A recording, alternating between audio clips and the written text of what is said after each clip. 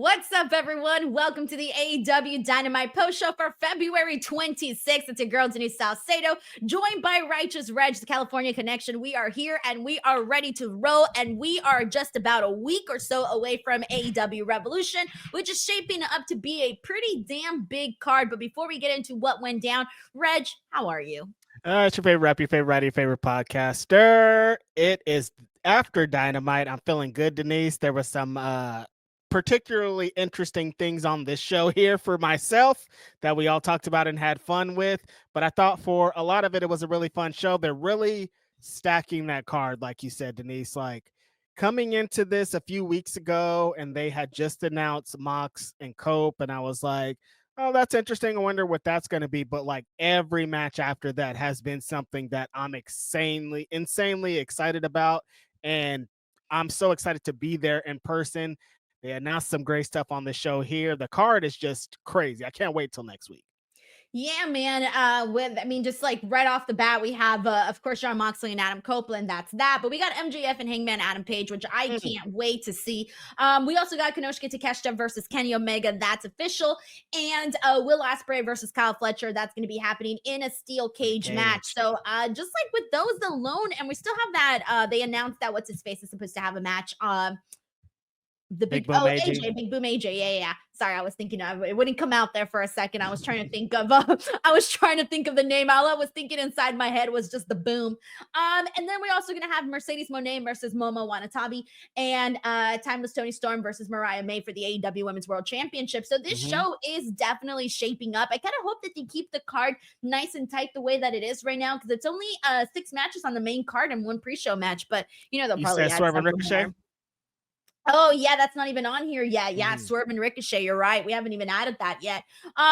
Anyways, but let's go ahead and dive into the show, because I think this one, for the most part, like this show wasn't, a top 5 or a top 10 or a top 20 episode of Dynamite. Pretty straightforward.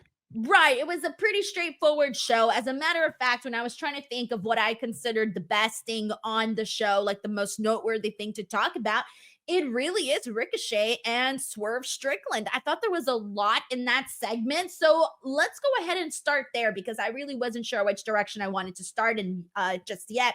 But Swerve basically went out there and talked about how he's still the most dangerous man in AEW. He kind of ran down a lot of his accomplishments, also mentioning, Black History Month and, the history that he has made in AEW, obviously being the first the Black AEW World Champion, first ever in the company. So really highlighting those points. But then we had Ricochet come out, and you know what, Reg? This was it.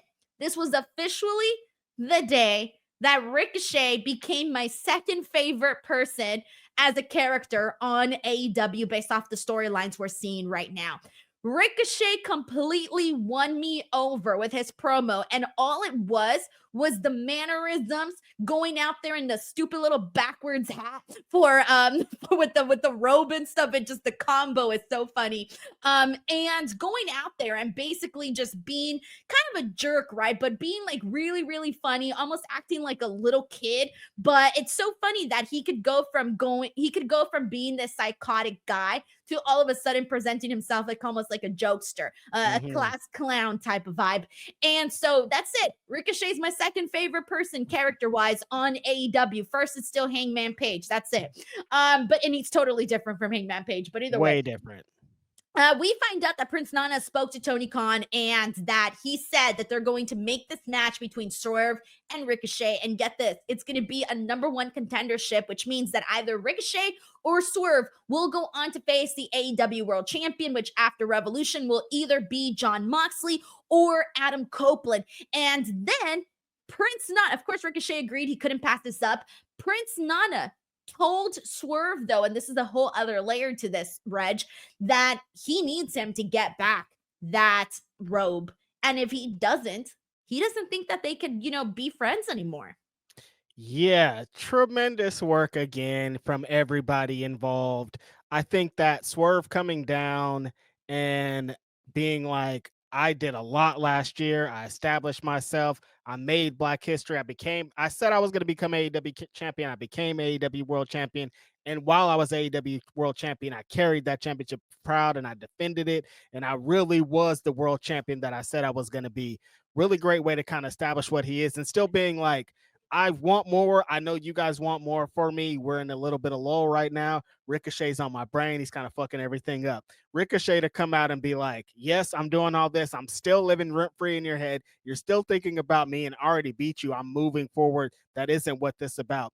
Nana has played an amazing role, I think, throughout this. Like, he's been such a great addition to Swerve and what he represents and what he's doing since they joined forces together. Like, he's played such a great role. He's added an extra layer to Swerve for like some added sympathy, something that's extra here. So this whole time of like, he's been in a couple of promo battles with Ricochet where it's been like, he's talking directly to Ricochet. He's like, I'm not talking for Swerve. I'm talking for me. I think you crossed the line. You took my robe. And like, this feud with you and Swerve isn't about my robe. So why am I involved in this?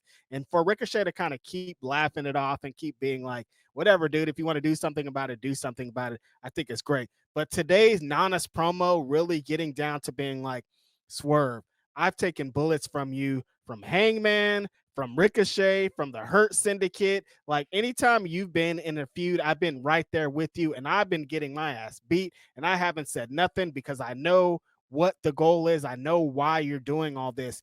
But now I need you to do the same for me. I need you to come in and help me. I've been crying about this fucking robe every time I get a chance. I'm over here genuinely frustrated about this. And he's like, I don't think that you're taking it as serious as you should be. Like, I'm asking you this thing and I want you to really think about it and being like, if you don't do this, this could be the end of it. Great element for that. Cause I feel like Swerve is in it. He is definitely saying and doing and everything, but the actions need to show that too. He needs to show that Nana's more important than just the guy standing next to him. If he knows like there's a vision, there's a reason why I'm gonna beat Ricochet's ass, and it's not only to get the road back, but it's to help out my guy. Just adds an extra element to it. Think this is great. But yeah, what you were saying, Denise, Ricochet in this bit, adding the little ahas in and just being such a little shit the whole time, going from so many different characters of the substitute teacher to the serial killer to this little class clown guy, backwards hat and everything.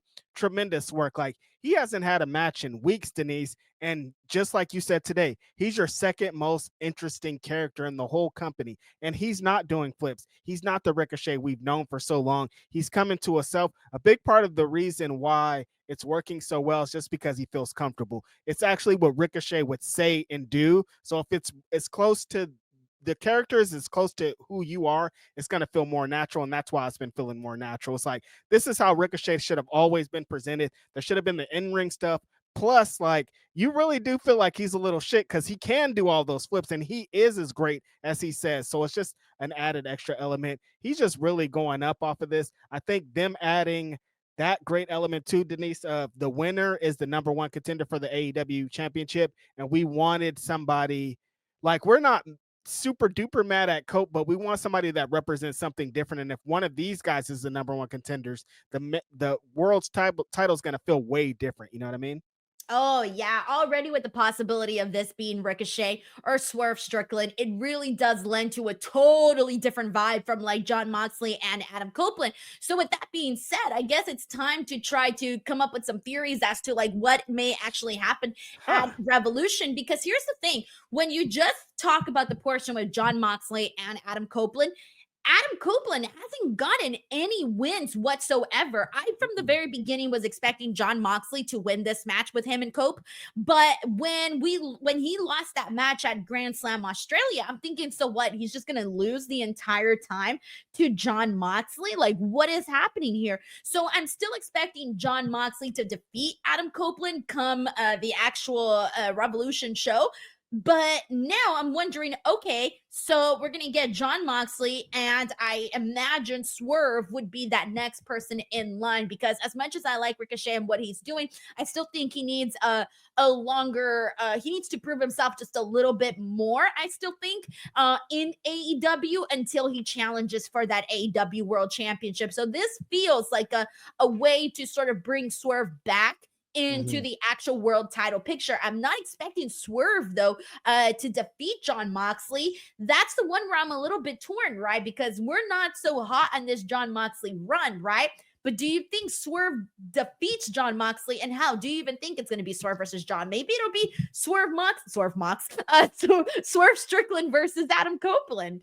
There's a lot of possibilities I think that goes into this. I am on the same side as you, as I think that John Moxley is going to beat Adam Copeland. So that lends more onto who kind of comes out of this. Ricochet going and doing what he's doing now with the Death Riders really wouldn't make a lot of sense for both of their characters. Like, I think coming off the backs of this, Ricochet is going to need another big type of feud like this and some guy he can bounce off, maybe Hangman Page, that I think that there's a couple places for him to go. But I think like being the number one contender for the world championship with this character right now is probably not the best way for it. Now, like I was saying during the watch along, with what the Death Riders have been saying and doing and their mission objective, if Swerve is on the other side and they're going against them and he's fighting for AEW and he's doing the same kind of things that Adam Copeland is, he's going to represent something way different. The fans want this. We want somebody that we actually believe can beat John Moxley. And I think that's the most important thing that Swerve's going to represent here is like, we're gonna build this whole thing. We're gonna tell all these stories, but the entire time we're gonna continuously think, well, maybe Swerve can do this, and it's gonna continue to build. And there's never been a moment that I thought, well, Cope can maybe beat him. Just the things that you were telling me recently of like how we were talking about he hasn't really got a big victory, the Grand Slam, they lost. Like wrestling tropes tell us that you lose so much, you got to get a big victory at the end. But I don't feel that for Adam Copeland, though. Denise, you know what I mean? All right. I was doing some thinking here. Mm-hmm. You tell me what you think. All right. Let's paint out some scenarios, everybody. Here we go. Swerve versus John Moxley. Yes. What if Swerve does defeat John Moxley and this leads to Swerve? Somehow we resurface Swerve versus Hangman. And that's how Hangman finally becomes AEW World Champion again. But like this version of Hangman. It makes sense, but how do you are they going to both be baby faces in this? Swerve and Hangman forever are like intertwined in the sense that like I think it'll just like sort of go back to whatever role they were filling the previous time. So like Swerve the last time around was the babyface and Hangman was the heel. Hangman is still technically a heel. It's just that he's less of a heel than MJF. Yes. Okay. One factor we are forgetting. Contract. Christian Cage. No, I've already decided, Reg. You know what I've decided is going to happen? AEW is just going to not mention it. And we're just going to have to forget it ever was a thing. I'm okay with that. I'm okay with looking the other direction, Reg. I'm okay with that. My problem is if there's any possibility, any chance that you do Christian, any chance you do Christian, this is the perfect time. Swerve and Christian. You can run back Swerve and Christian. So and have Swerve beat him. So you're saying what I'm saying. What are you saying? Christian cashes in on this match and wins? That's not what I was saying. That's exactly what you're saying. How do you get to Christian and Swerve? Maybe he doesn't cash in like after an actual match. Maybe he cashes in for a match. That doesn't make sense. It could make sense. For his character, he wants to get an opportunity over somebody. You want to announce the match. I'm just trying to think of something. Listen, right? Copeland beats Edge. I mean, Copeland beats Mox, and then Christian comes out and does the thing that Copeland's doing, and then he wins. No. And then it's Swerve and Christian. No, because John Moxley has to win here, I think. How come? Because I don't want to get Christian as AEW World Champion. It doesn't feel right. It feels awful, but you're the one that said you wanted the match. Because it has to happen at some point. Or I didn't even say, I said we could just forget about it. They're not going to forget about it. They could if they wanted to. Because Christian, we've talked way too much. We're always thinking about it. Christian comes out with a stupid little contract. You're always thinking about it. I'm not always thinking about it. And you know AEW, they love to pay off their little stories. I'm all for moving on. Remember when Jeff Jarrett and MJF, I was like, fuck all that. We can move right forward. But the fans always have to pay things off. Okay, so John Moxley, Swerve. Maybe Swerve wins. They circle back to or maybe they do Swerve Darby, because don't forget Darby is still somebody that I'm trying to think of what the all-in picture is gonna look like. Swerve Darby, Swerve Hangman. Osprey has to be in there though. Like, when's Osprey gonna be in there? Because he has to be in there. I thought he was gonna be champion like right when he came in. That's the issue, because I feel like Hangman has to be one of the contenders in the world title match at All In. Cowboy theme, Texas, like all the things like point to like him being one of those guys. I don't know who's on the other side though. I feel like we still, as stupid as it sounds, could be going for Mox and Darby, which then that screws everything else up. But we can't. Yeah, because I'm like, okay, if Darby, if Mox beats Swerve, we're just gonna go back to like, all right, well, is it gonna be Darby versus Mox at All In, or who else is gonna come down that pipeline? But Hangman's gonna be again so hot by the time we get there. Like, he's gonna be hot, way hotter than Darby by the time we get to All In. Hangman? Yeah. Yeah. For sure. Because the way he's going right now, and he's gonna continue after this match with Max, and he's gonna keep cooking. By the time we get to All In, this dude's gonna be fucking scorching. And like, you're not gonna have him in the title match. It's crazy. Yeah. All right. Well, let's go ahead and get some thoughts here and see what people are saying. So we got, let's see where we are at. We got Lazarus Sweet here. Thank you so much for the super chat. Says Cope taking out more Death Riders was so hilarious. Love the Momo video package. Glad to hear the BK's theme again. Congratulations to Reg, by the way, who finally got to hear Brian Keefe's theme song played on Dynamite. You officially made it to the flagship show, Reg. I made it. My song was played on Max. Like, I could pull it up after this and play it again. That's crazy. Like, on a streaming service that people watch. Like, a bunch of people are going to watch the show, and my voice is there. I'm forever grateful, you guys. It's such an amazing feeling. Again, thank you to everybody who congratulated me. Y'all are so cool. People have congratulated me on social media. I love it. I love y'all. We got Lazarus Sweets here who says, preach Reg. I'll be trying. I'll be talking. And Larissa Sweet also says Cope or Swerve Hangman beat Mox. Cashes in. Darby comes back from Mount Everest and wins the AEW World Championship. It depends, because here's the situation. Like, hold on. Cope or Swerve and Hangman. I don't want to see a Christian cash in on Swerve, Hangman, or any of these people. I'm only with if they want to do that dumb story of Cope has always done this to people, the cash in thing. Christian knows him more than anybody, so of course he would do that to him, but only to tell that story. I don't want any results out of it. I'm like, that would be fun, I guess, but I don't want it at all, you know? God, I don't know where we're at, man. We're going in circles right now. All right, we got PLG here who says Jay White has to fit in here somewhere. I don't know, man. The way that they've been making Jay White look, he's just a prop in this storyline, which sucks because, we want Jay White on top. We got to. He has to be in there. But this is about Adam Copeland and Jon Moxley. For now. Yeah. PLG, thank you so much for the super chat. All right, with that being said, since we're on the topic of the Death Riders, actually, we do got another super chat. This is from PLG here, who says Adam Copeland winning with a Continental Classic cash in. No, wait, Christian, sorry. Cope winning with Christian Cage cash in. We can't put 3 C's together. Cope winning with I'm done. I'm fucking done. Cope winning with Continental Classic cash in. Cope winning with Christian Cage cash in makes so much sense. Wow, I could not get that out. You could not. Your brain was like, Continental Classic did 2 C's. Actually, what we use the C's, the double C's for here on this channel, man.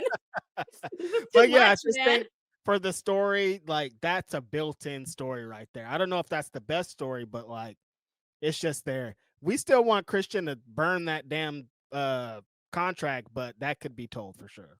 Bro, you know what I hope at this point? How about this? Mama Wayne steals his contract and she cashes in.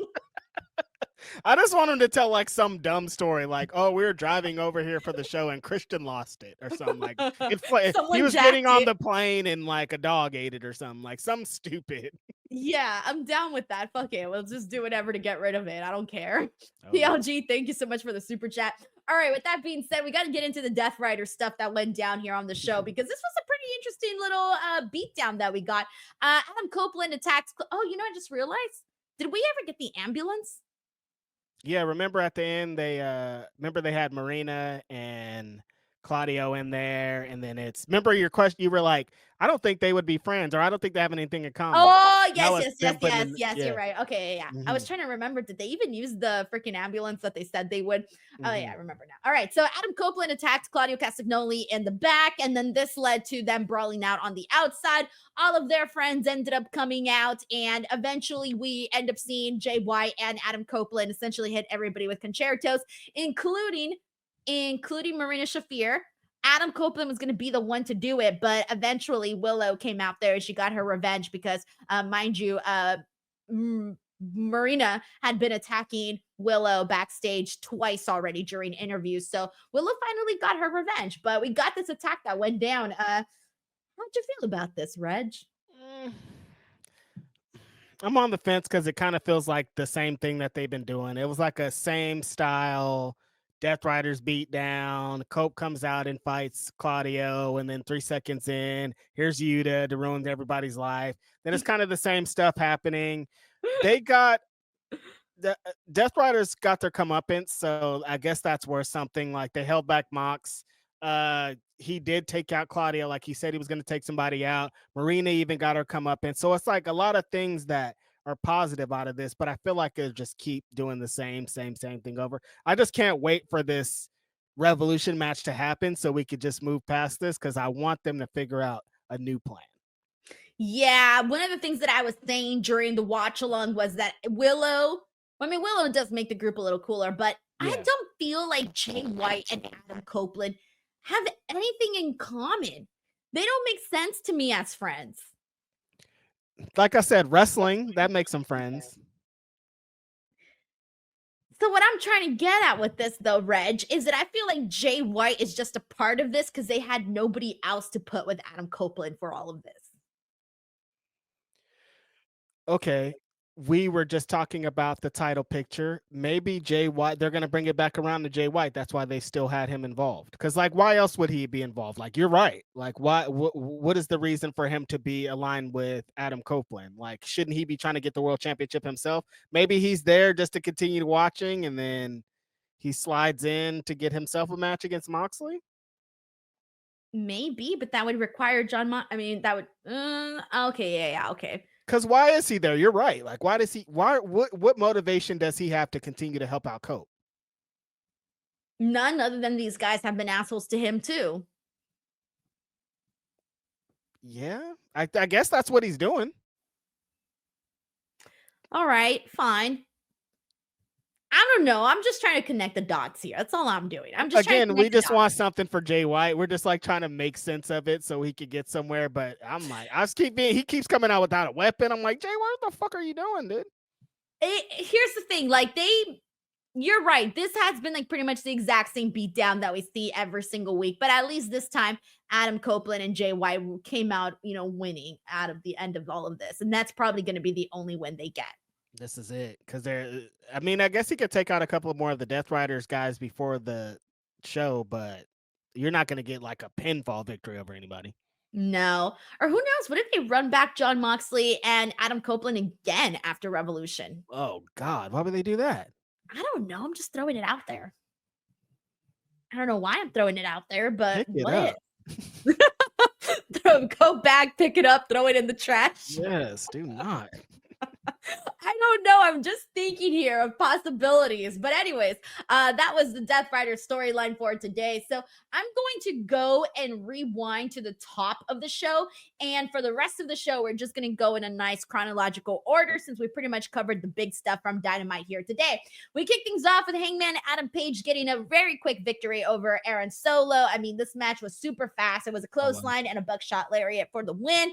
And after this match, MJF goes out there and this was also very, very brief. This was nowhere near what we saw last week. This was just him kind of reminding Hangman that he's real, and he did so by doing a brutal attack on Christopher Daniels. And Christopher Daniels was found in the back completely bloodied up. It was so sad because, I think they kind of messed up in the part where they had Hangman like running back there to look for Christopher Daniels. And this was probably on the camera, and they probably didn't plan this out too well because you could see all of the securities and the medics and people just standing there, like Mhm. in the shot. I don't know if you noticed that, Reg, but I did. And they were just standing there waiting for Hangman to get there. And then Hangman gets there, and then he says, like, hey guys, like, come over here and help this man out. And then they finally go out and help Christopher Daniels. So that was just like a little production error where I wish that they would have made a tighter shot or told them not to stand there where it was so obvious that they were just waiting for Hangman to go back there. It's little things like that that sometimes I nitpick at because it takes me out of the moment. And we were already out of it because to start the show, there was a very funny bit of Hangman coming in his truck, and he's rocking through the backstage area, and there's some random extra guy, like a chair falls down. It looks like he's falling. So to start the show, we're just laughing at this random guy, not knowing if it's supposed to be there. And then there's that bit too. There was just a little bit of extras, but I thought like as an angle, there was a lot of good stuff in this. I love that Hangman and MJF were both still so mad from last week. Like Hangman comes out and he's like, he runs through his match because he's like, this fool spit on me. I want to beat his ass. Like I haven't stopped thinking about it since it happened last week. Bring him out here because I want to get my revenge. And for Max is the same thing. He's still mad that Hangman said he was more real than him. Like that is tearing at him. Like this whole week, that's all he's been thinking about. So when he went out there, he's like, you want to talk about real? I beat up your guy. Who's real? Like the whole thing is like just both of them still being angry at their face off last week. I think that's a great little bit to add on of like, because they're going to keep adding things to this of like, who's the better person? Who's this? Who's this? They just keep getting under each other's skin. And I think it's a really good little extra element added on to it because we got a couple of weeks to go to the show. I really think they're hammering it home. Max had a great promo to start the show too, where I guess he was signifying that he's getting rid of his non-existent AEW tattoo that he never had. He's saying that it's gone now. He was at the laser off guy. So that was saying that he played for a little while. Adam Cole clouded his brain. He thought he loved the fans. He thought he wanted to be something, but he's really just a bad guy. He doesn't care about you. He cares about himself.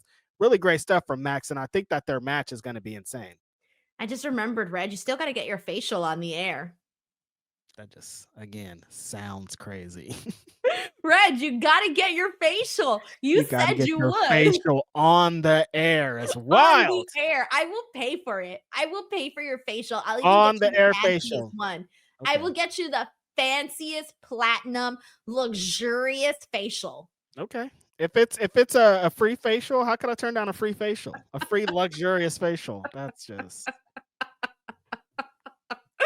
I'm sorry. I was just thinking about that. Why are you thinking about my facial, Denise? Because you mentioned MJF's promo. This is how my brain went. It went MJF's promo, MJF getting laser, and it went to me getting laser hair removal. And then it reminded me of laying down in the chair to also get my facial. And then I remembered that you also said you were going to get a facial. And then I said, oh, you should get one on the air. And so that was my thought process. And that's how I finally got there. You connected those dots like crazy. That was a Rain Man level of dot connecting. Like, how'd you get from 0 to 100? But I guess. Fast. You just mentioned MJF's promo and all of that whole sequence of events. You're like, oh yeah, that facial from one time. I think you watch it become like our most viewed video ever. Yeah, because people are freaks. They think I'm getting a facial on. Dark Side 1985 says, Reg, don't forget, only the front. Only the front, yeah.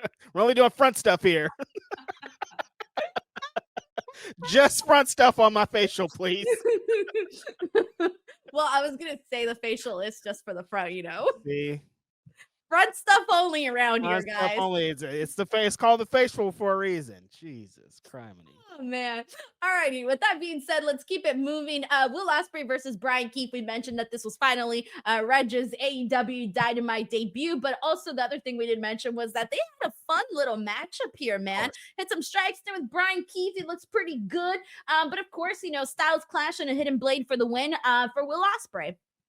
Super duper fun match. Of course, Brian Keith came out to Bad Apple, produced by Mikey Ruckus, featuring Righteous Reg and Rich Latta. If you haven't seen or heard that, you can get that on all your music streaming services. It's available there. It's available on YouTube. If you haven't heard that yet, in full with the audio where it needs to be.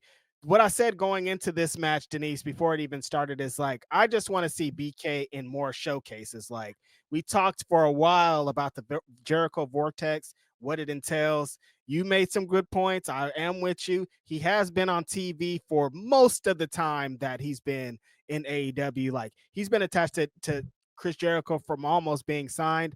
And like, if not every week, every other week, he's featured on either Dynamite or Collision and now Ring of Honor. Like, he's featured because of his thing with Chris Jericho. Now, a lot of those features, he's not in a one-on-one match where he gets to showcase and he gets to show why he's Brian Keith, but he is being shown. He is known to a lot of the crowd now because of his association.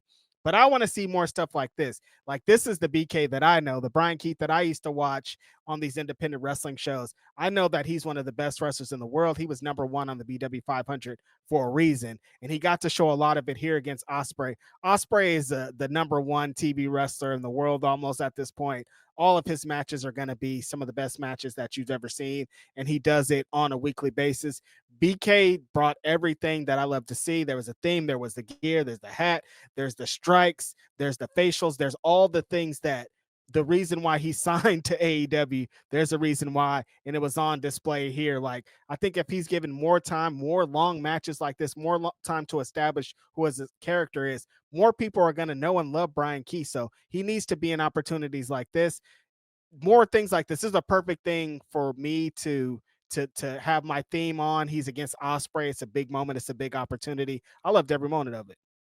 So I'm glad that you mentioned that because it's true. You and I are totally different when it comes to our knowledge and background on Brian Keefe. Like, you were familiar with his work. I wasn't. Like, Brian Keefe was a completely new individual to me. Like, all I know is the work that he's done on AEW. So it's like, okay, if I'm only watching Dynamite and I've seen just, a couple of collisions here and there, if I'm only seeing this, I've only seen the Learning Tree Brian Keefe. Right. I haven't gotten a chance to see this Brian Keefe. And that's why, like, today, like, when we were doing the watch along, I even had the reaction of, oh, I wasn't expecting all of that from Brian Keefe. And suddenly I had this moment of, okay, I was, in my mind, not, really building up this match a whole lot. And then once I actually saw what Brian Keefe could do, I thought, dude, not bad, man. I kind of want to see more of this guy. Why is he just, in this role where he's almost like the like he's like the hokey guy, Yeah, he's on comedic bits and shit. This is like a skit.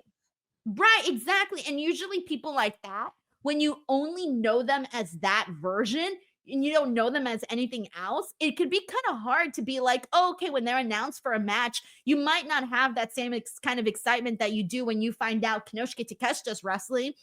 Right, because of the way that they've been presented on the show. So for me, I felt like today was the, probably like the third Brian Keefe match that I've seen. That's crazy. See, so like it's like this for me. It's like you brought up the Chris Jericho thing. It's like there's a bunch of people that have seen him alongside of Chris Jericho for the last year and a half, but they haven't really fucking seen him because he hasn't been being the BK. He's just being this sidekick to Chris Jericho. So it's like, that's great. He's been featured, but has he been featured? Because we haven't seen the real him. But today, finally, giving opportunities like this, we get to see the real Brian Keith. I feel you. An apple a day keeps the doctor away. So we need to get a Brian Keefe, the bad apple. Get it every day. Awful. God awful. And you'd hate that. I was like, I gotta say it now. I gotta say it. All right. We also had the Murder Machine, Brian Cage and Lance Archer versus the Outrunners.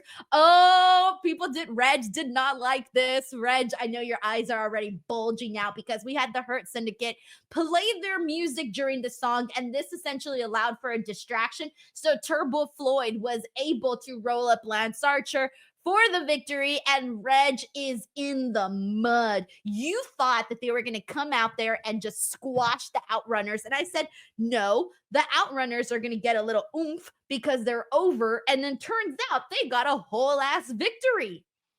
Not mad at the victory at all. I think Outrunners beating them and telling the story, Fine. I fucking hated this finish. Oh my God. You can't hate a fucking finish more than I hated this finish. They're having the match. I thought they were going to squash the Outrunners, and they did it. It's a competitive match. I'm fine with it. The Outrunners are over. They deserve to be in this spot. Then the Hurt Syndicate's music plays, and it's fucking Monday Night Raw 2019. What the fuck? The Hurt Syndicate comes out. They're distracted. Oh my God, never have seen this in fucking wrestling before. They distract him. Roll up, 1, 2, 3. I want to punch my hand through the fucking screen. I never in my life want to watch AEW Dynamite, where the best wrestle, Will Ospreay, was just fucking out here, and see a distraction finish with the bullshit roll up. Whoever booked it, fucking stop. I'm so goddamn angry, and I always come on this show and I'm good, I'm fine. I like 95% of the things that happen on AEW, but if you're gonna give me this bullshit, I'm gonna continue to come on the show and tell you that it's awful fucking booking, dude. It's not that hard to book a fucking finish that's not a distraction finish. It's not hard. If you wanted to put these guys over, there was a gazillion ways you could have fucking put them over, but doing a 2019 Raw finish is not the fucking way. Well, Reg, are you breathing now? Breathe. Okay. Get the blood pressure under control. I'm all right. I knew you weren't going to like this. Yeah. Fucking hated it. Yeah, this was all you. I didn't care enough to care. Well, you hate tag team wrestling, so you never were. I apparently do. I'm sorry, no one's won me over yet. Damn, bro. Let me be passionate about someone. Let the moment happen for me organically. There were 2 matches on this show that Denise hated. This was one of them, and I think we're going to talk about that one soon. The trios match. I didn't hate that match. I even went ooh, ah. You got ooh and odd. That's a good thing, Reg. I even went ooh. Ah. So you know I like something. All right, we got Grapple Geekery here who says Bounty Hunter better than Bad Apple. Reg record a new track. It doesn't work like that, Grapple Geekery. We have to wait until he's done, or Bad Apple's forever. Paul Morales here says, nah, Reg, tell me how you really felt about that finish. Yeah, no, I went a little extra, but I hate that shit, man. Don't be lazy. Like, damn, Reg. That's fucking lazy booking, and don't be fucking lazy, you guys. We don't deserve that shit. We're watching your program because we like this shit. Don't fucking patronize us. I feel like I got to clip that last part out and just like have it for whenever we need it. Whenever we don't like something. And that's rare on this show. We always come on here and I'm like, I loved it, even when sometimes I don't fucking love it. But this shit, you're not going to get me to love this distraction finish bullshit. It's funny because I feel like I have no feelings towards this. Like, I could not care less. And it's so funny. Like, we're so opposite in this, but at the same time, because if you let them, Denise, they'll keep doing it. If you don't say, stop, if this would have happened with a fucking Will Ospreay match, I would have been on here, copy and paste what you said. I guess for me, it's just not something that I took too seriously, just because I'm not that passionate about what we were seeing there. I don't want fools to be lazy. You only have so much time of wrestling show. You got 4 hours of wrestling show a fucking week, and you're giving me that. Don't give me that. I'm paying for this. I'm on this show talking about your show. Don't treat me like some fucking idiot. Atta girl. Oh my God. For those of you guys who missed it, we've been laughing at the whole atta girl comments. Paul, thank you so much, man, for the super chat. Alrighty, with that being said, so we got, let's see what was up next. Oh, my favorite match of the night. Was this my favorite match of the night? No, it wasn't. My favorite match of the night was the main event. But anyways, this match, believe it or not, I did not hate. And mind you, Reg, I will admit that I went into this not giving 2 shits. And I came out of it going, oh, wow, that was kind of entertaining. It was a Daniel Garcia and FTR versus the Undisputed Kingdom. She lying just like when she said she was a good dancer. Okay, first of all, I'm a great fucking dancer. Watch when I come out with my video. And secondly, all of the work that they did on the outside, go back and watch the fucking tape. We have a watch along. People can find the spot when I oohed and awed. Okay. I Okay. was actually pleasantly taken aback by this match. And mind you, I know, I admit it, Reg. I admit it that when I saw this match on the card, I did not care. I admitted that. Because you don't like none of these fools. Not nan one of them. Not a Like fan of nobody. FTR. I liked FTR. No, you don't. And I like Roderick Strong. Oh my God, you had to go through all the names to see which one. That's crazy. Your eyes, you're like up, down, up, down. Yeah, but I'm honest. I'm telling you right now. I'm No, sorry. at that one point where in the match everybody's on the outside and Kyle O'Reilly starts going insane, I'm like, okay, this is fun, but like, See? you got to do something with whatever you're doing with this. Is this leading to they announced the match this weekend on Collision? Adam Cole versus Because Daniel yeah, Garcia. Undisputed I forgot Kingdom went Daniel over. Garcia was champion, by the way. Sorry to cut you off, Reg, but I need to say that right now. I forgot that was even a thing. So I don't know what that says. What did you think he was carrying out every time he came to the ring? Bro, it was like he was coming out, but it just wasn't, clicking. Yeah, so I don't know if this whole thing, because they've been doing this for 3 or 4 weeks, this little feud between these teams. I don't know if this is leading to Adam Cole beating Daniel Garcia this Saturday at Collision in Oakland. It might need to, because that championship is in hell right now, because you guys aren't even having them defended. You guys keep having them in these trios matches, which is like, establishing the trios division is fun, but we could do everything at the same time. Why does it have to be one thing? Like, we're focusing on this, and if you're going to focus on this, put the championship on somebody else that's not involved in this is all I really, am concerned with.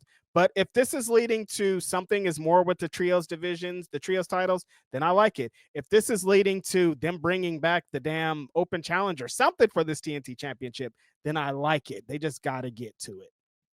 I like it. We got Hamburger Helper here who says Osprey fought just in front of me and I love AEW. Hi, Hamburger Helper. I'm glad you were at the show and you got to experience that. There's nothing better than when people come and fight in your section and you're like, when you didn't think you were like, you're just sitting in your seat and the whole show's going and like there they are right in front of you and the people you just saw over there. It's like a crazy feeling, especially like with the cameras too. You're like, oh shit, I'm in this, what I'm usually watching. we start acting crazy. We see cameras, then we start acting crazy. That's what happens. You're gonna be on. You're like, oh, this is gonna get me on TV. Yeah. Hamburger Helper, thank you so much for the super chat and continue. I'm glad you had a good time with the show. All right. See, I'm not the only person. There's people here echoing my same exact freaking statements. See, there's a few. I'm not alone here. You guys, I'm a big Daniel Garcia fan, and it just makes me sad. That's why. I want you guys so. I want everybody in here to be like, I love Daniel Garcia. I want to see so much more, but it's just like something is not connecting. Deonna Purrazzo versus Harley Cameron. Harley got herself a victory over Deonna, and that kind of spurred a conversation during our watch along because we were sort of talking about like, who deserved, who earned. I firmly believe that the right choice was Harley winning in this matchup. I think that one of the big things that you and I were talking about coming off of Grand Slam Australia after Harley's match with Mercedes was don't forget about Harley after this. We see this happen a lot. People, specifically in the women's division, will get over and then we don't see or hear anything from them afterwards. I did not want to see that happen to Harley Cameron. And they haven't forgotten about her. She's still out there. She's still doing her little things. And she went out there and she had a fine little match here with Deonna Purrazzo. But the other thing that this spurred the conversation was that Deonna Purrazzo was literally the face of TNA wrestling for a good period of time. She was the person that you tuned in. You were like, I want to see this girl's matches. She went through this phase of like, she had, she was released from the WWE. Then she went to TNA. She made a huge name for herself. We got to see her in these really great matches. I loved her feud with Mickie James. That was one of my favorites. The stuff that she did with Taya Valkyrie, other stuff there that I enjoyed. And Deonna now in AEW, people enjoyed her Thunder Rosa feud. I enjoyed her feud with Toni Storm, the one that she did right when she came in. But from there on, Deonna, when she first came into AEW, I thought, oh yeah, this girl's probably going to be AEW Women's World Champion. Mm-hmm. What happened? Why haven't they been using Deonna?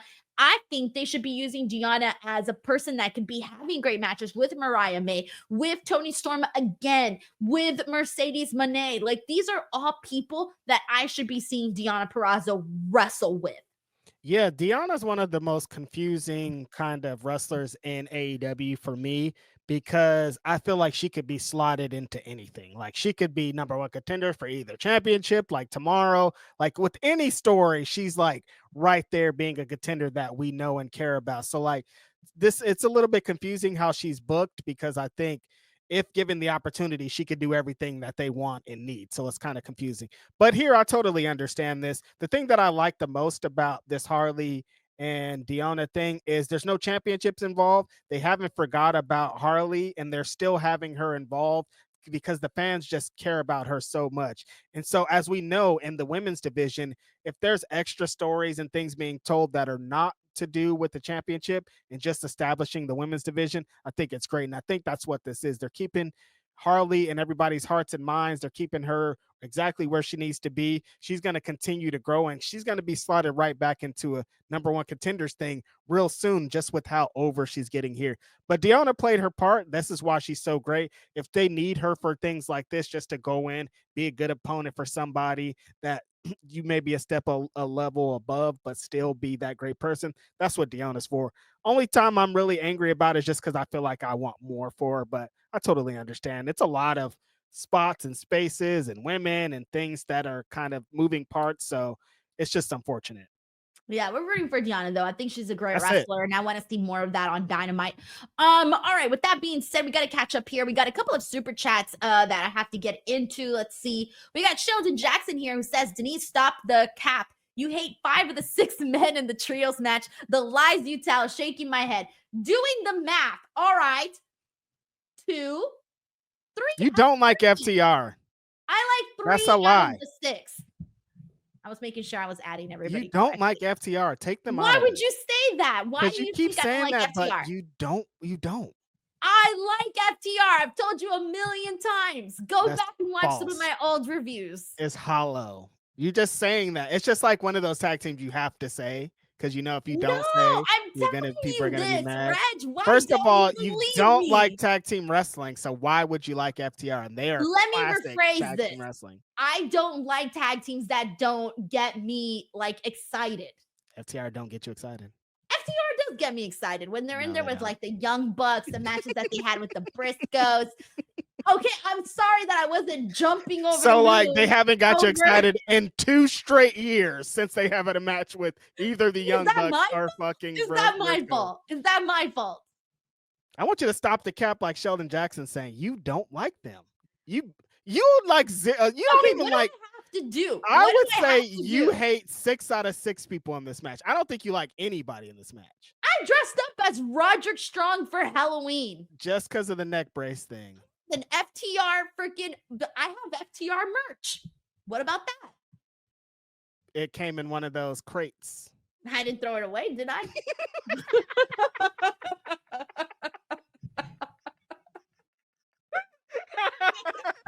All right. What now, Reg? What now? You got What me there. yeah, exactly. I don't understand why I don't know what I need to do to prove myself. Did nothing. I don't believe you. None of us believe that you like tag team wrestling. You never will. What are you talking about? I've literally spoken about this a million times that if it wasn't for my favorite tag teams, like the Hardy Boys, like Edge and Christian, like all of these tag teams that I started watching when I was a kid, that's why I said I became a wrestling fan, because I loved freaking tag team wrestling and TLC matches and all of that shit. My favorite wrestlers at one point were the fucking Hardy Boys. Yeah, I was a Young Bucks fan. Reg, I was a Young Bucks fan when they were fucking wrestling in AWS in some freaking parking lot outside of a fucking church. So, you know what, Reg? Suck it. That was then when you liked tag team wrestling. Then you started covering and you got in the game and you're like, oh actually, I hate tag team wrestling. I'm done with you. I'm done with you. I'm done with everybody. All right, I'm done. Listen, FTR, I love you guys. I love tag team wrestling. I'm a tag team wrestling connoisseur. All this because I said, what did I say about Adam Cole and Kyle O'Reilly? That you like them and you're capping, you're lying. No, I'm not that big of a fan of what they've been doing lately. So I'm sorry. See, Why is it so hard? Why is it so hard for you to believe that? That I can like a couple of the guys and not everybody? Because I don't believe it. Every time you be putting on a fake smile, every time Undisputed Kingdom comes out, you're like, oh, great. Every time who? Undisputed Kingdom. Yeah, I know that. I've openly said I'm not an Undisputed Kingdom fan. I do like Roderick Strong, though. It was one Halloween costume, Denise. You don't, because that's the you never bring up matches. You never bring up your favorite What do Roderick you want Strong me to angles. do? Or you're always like, I was him for Halloween. I'm like, that doesn't mean anything. Well, I'm sorry. What matches do you want me to bring up? Why don't you bring them up? Go, Reg. Name I them love all for me. Roderick Strong and Brian Danielson. One of my favorite matches of all time. Okay, same. Roderick Strong and Or Samoa you know what? Joe. You're just being a teacher's pet. Moving on. How you gonna tell me to do it and then I start doing it and you're like, actually? You know what, Reg? You're just a fucking teacher's pet, all right? I'm done with this shit. Oh shit, dude, I'm dead. Oh man. All right. What am I doing? What are we talking about? You're just talking shit. I'm mad right now. My blood. When I get like this, it's really hard to come down, okay? Once you got me fucking high-pitched voice and shit. Oh, dude, so funny. Oh, I'm crying. This is why I got white hair now. Today I found one white hair, Reg. One. Oh shit. You're gonna have a full head like fucking Storm eventually. It's gonna be great. Pretty soon, damn. All because people will be like, Denise, why are you stressed? Because no one fucking believes me on this podcast. You don't like tag team wrestling. All right, Grapple Geekery says, I know, Reg, just hope they change him back to the bounty hunter so you can record another theme for him. Also, I hope Will didn't book that finish. No, he's gonna be so mad if he did. No, he did. Imagine he did. We're out here shit talking. I know, damn. I'll take it all back. Bro, I'm gonna be in the doghouse if that shit happens.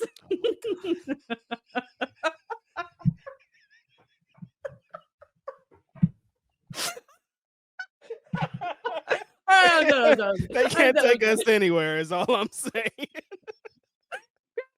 Says Deanna and Taya deserve better. Way better. Two of the top women in TNA back in the day. So yeah. Oh, Jesus. Oh man, I can't even breathe right now. Grapple Geekery, thank you so much for the super chat. Alrighty. And speaking of which, did we already talk about Takeshita and Orange Cassidy? No, we didn't. No, I just said the results, but I didn't talk about the actual matchup.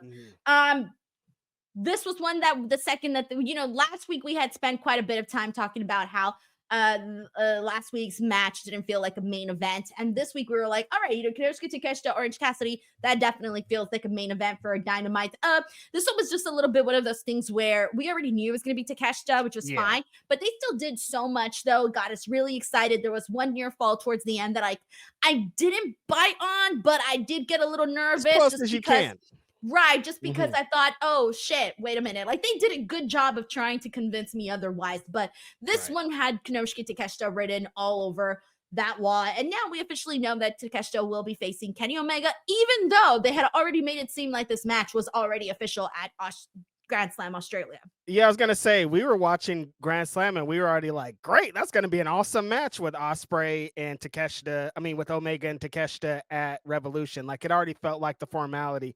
And so when they announced the mini tournament or whatever they want to call it, it was like, why? And then they had the match last week, and I was like, but then you see, like, you understand why. Like Orange Cassidy, he has this connection with the fans that he could get you to bite on false finishes like we did here today. Like as the matches go on and the fans get more into it and he starts to build his confidence and build who Orange Cassidy is, that's why he's in a position like this, just because he can elicit those emotions. But Takeshita is just like in that mode of like, there's nobody going to stop me. Like, even if we didn't know the outcome of this, the outcome was still going to be Takeshita comes in there and throttles him, just because that's the position that he in. The way that he throws those rights and knocks fools out, just his confidence, the way that he walks around, he feels like there's nobody in the world that could beat him. And he's on this collision course with Kenny Omega. That's why we figured that was going to be the event.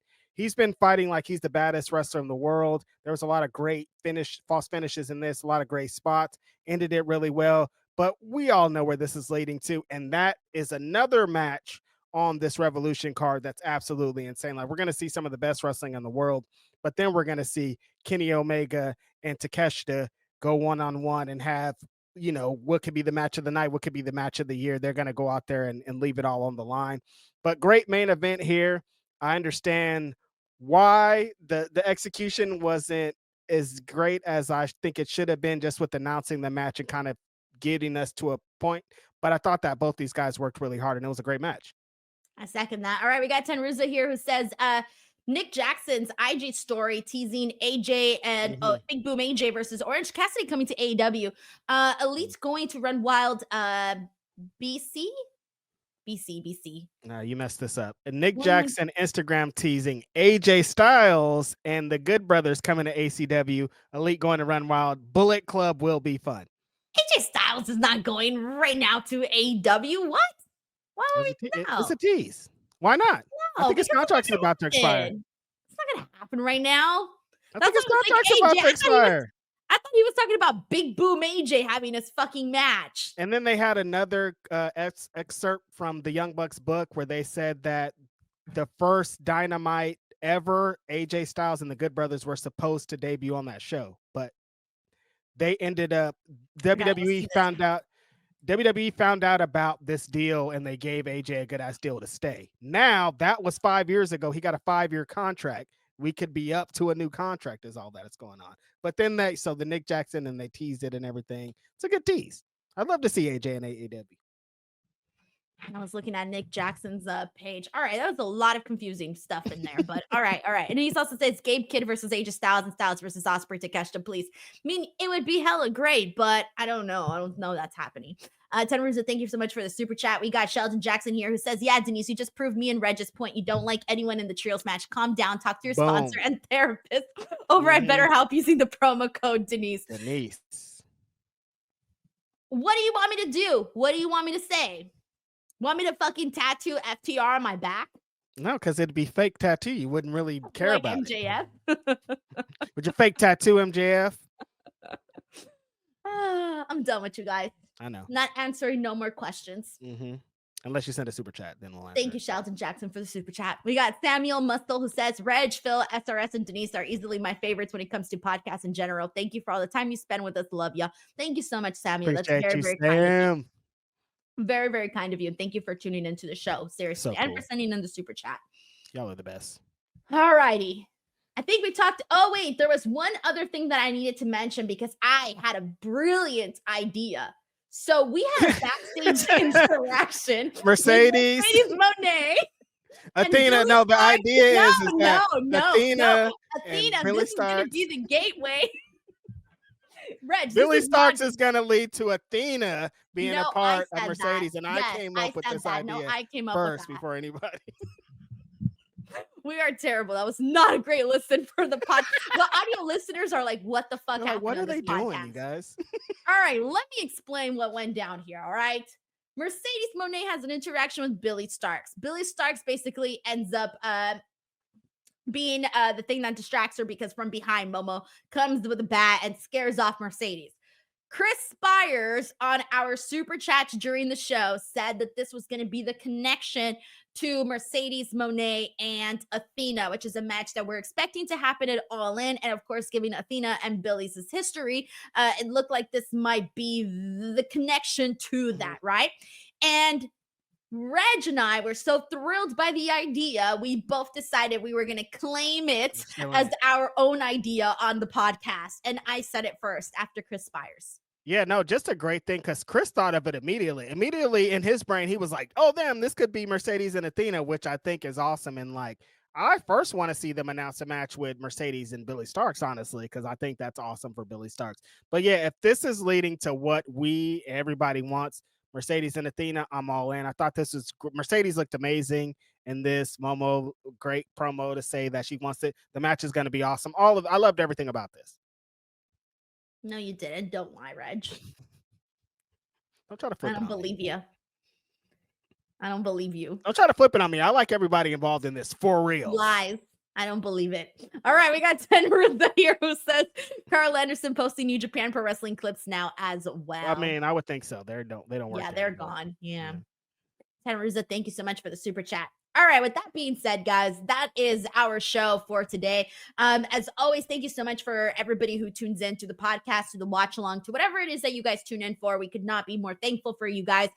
Just a heads up on what's going down this week. I fly out to Toronto tomorrow, so I will be trying to get some Elimination Chamber coverage. I'll be at the presser and all that stuff, so keep an eye out for all of that coming to the channel. I'll be dropping a predictions video tomorrow. I shot it today, working on editing it, so I will get that up. And check out the interview that I did with Joe Hendry. I just put it up the day before yesterday.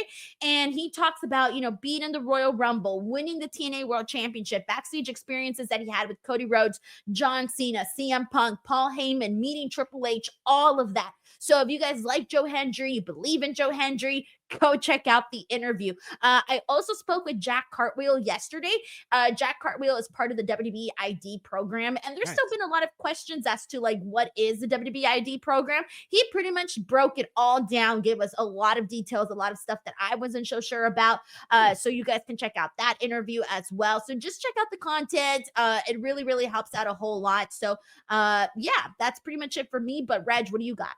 That's sick. I want to check out that Jack Carwell interview because I have a lot of questions myself. It's just Grapsody on Saturday this week. Yeah, that's it.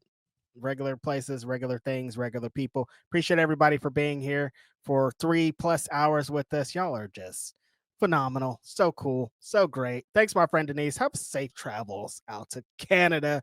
Be careful out there again. They don't like Americans. Rightfully so. Don't worry. I'm gonna show my other side. I'm gonna show my Dora.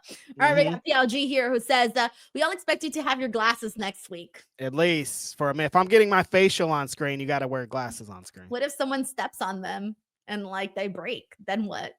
How are they gonna get onto the ground? You never know. People be reckless around here. Maybe they'll fall and I'll accidentally step on them. Get the little strap that goes in the back. I'm gonna be walking around with no fucking strap. Get and my the nerd strap. I'm gonna be freaking Steve Urkel. It could just fall down and it won't ever fall down. No way. Alrighty, guys, that was our show for today. Don't forget to subscribe to the channel. We'll catch you guys on the next one. Bye, everyone.